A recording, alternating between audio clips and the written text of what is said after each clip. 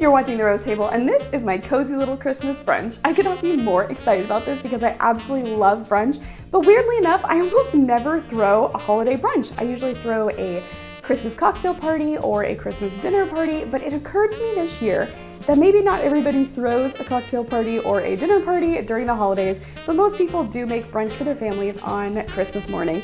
Or if you're looking for a sign to gather your girlfriends for a fabulous little pajama party, this is it. We're gonna go in the kitchen so I can show you how to make some of my favorite Christmas brunch items. But first, let me show you how I set the table. I decorated the dining room with some Christmas artwork and hung a gorgeous fresh noble fir garland over my china cabinet. I found this at a local nursery when I got my Christmas tree, and it was too pretty to pass up.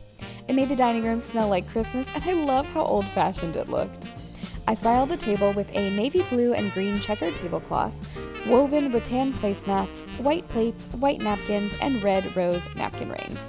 The centerpiece was 2 pillar candles on branch candle holders and 1 large greenery pine cone piece.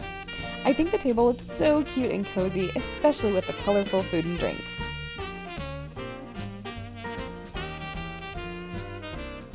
Brunch takes quite a bit of strategy as a hostess because you just can't make everything all at once. So I've already made delicious chocolate chip muffins garnished with some sugared cranberries. Delish.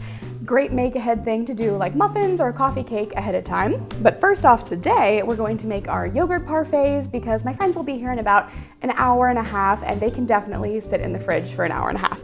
So today we're going to do some maple pecan granola, some of my fabulous homemade cranberry sauce. I don't know if y'all get sick of me talking about my cranberry sauce, but I love it and it's so like holiday festive, you know? Then some yogurt. This is honey vanilla yogurt, but you can use whatever you like. I typically go for some sort of vanilla or maple yogurt myself. And then we're gonna do banana today and I'm just gonna layer that right in. Start with granola in each cup, some cranberry. You can absolutely use jam for this. I typically, or just berries. You don't have to have jam in a yogurt parfait. I just think it's so fun. Spoonful of yogurt and then banana. More granola. Another round. Look at that. Are you kidding me? What if we do, oh yes, a dollop. Oh my gosh. Loving it, loving it. Okay, I just grabbed some mint from the garden, and how gorgeous is that? I just cannot get enough of this fresh mint. I love it. This is actually my chocolate mint. I think it's so pretty. Ta-da! I'm actually gonna put everything here on my island to serve, and I'm gonna serve these little cuties on this sleigh. So our yogurt parfaits are going for a little sleigh ride. Okay, I went ahead and popped those in the fridge so they're ready to go. And next up, I'm gonna do our drinks, a little, I think we'll just call this a Christmas mimosa. I'm gonna start with a little sugar rim. Great festive way to start any drink. So you can use like water, you could use simple syrup if you wanted to, you could use really so many things. You just need to wet the edge of the glass. I used lemon wedge because that's my favorite. How cute is that? So festive. You could use sprinkles too if you prefer. And then this is just a very quick little champagne cocktail. Super easy. If you want to make this a mocktail, just use sparkling cider instead of champagne. Also, let me show you the proper way to open champagne. That's it. Hold the cork. You do not want to shake it. You don't want it to go everywhere. That will ruin your champagne, kill your effervescence.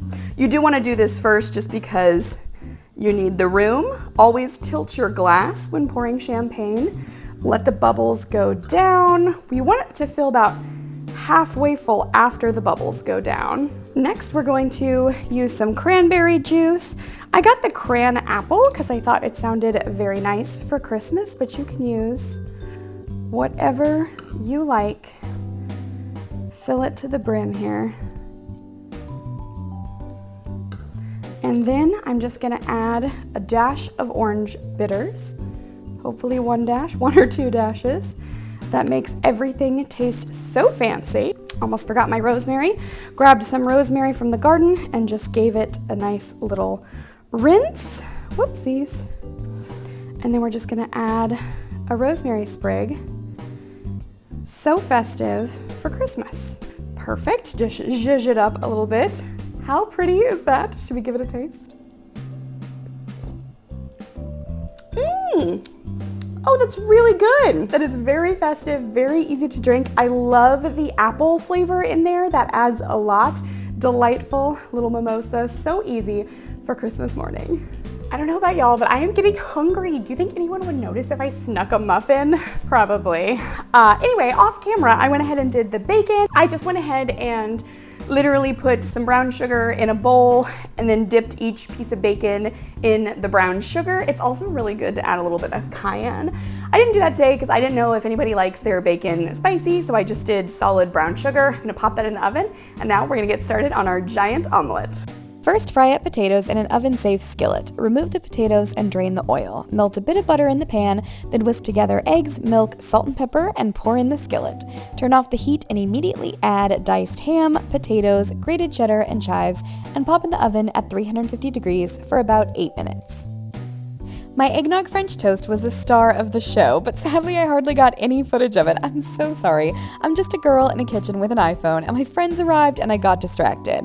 It's very simple. Just whisk together eggnog, eggs, sugar, and cinnamon, then soak the brioche slices in the mixture for 2 minutes per side before frying the slices in a skillet, also for 2 minutes per side. Serve with whipped cream, maple syrup, and raspberries. This is seriously one of my favorite holiday brunch recipes of all time. For my Christmas brunch, I do something I never do. I set out all the food buffet style on my island and let everyone grab whatever they wanted. This was honestly such an easy spread to pull off, and everything went together really well. You had something sweet, something savory, crunchy, salty, bacon, fruit, potatoes, eggs. There's really something here for everyone, and it all came together so quickly. The giant omelet is such a life hack of mine. I make it almost every time I have people over for brunch because it's my favorite way to serve eggs to a crowd. There was literally no food left over, which is the best compliment you can give a hostess. I especially loved these fruit parfaits. I can't believe I've never used my leftover cranberry sauce in a fruit parfait before. I loved it so much. I've actually made the same yogurt parfait every day this week. It's so delicious. I'm totally doing this every Christmas. I hope you guys had as much fun as I did at my cozy little Christmas brunch. As always, you can find all of these recipes and 1,000 more on therosetable.com. I hope you guys have a very Merry Christmas and a Happy New Year. Cheers!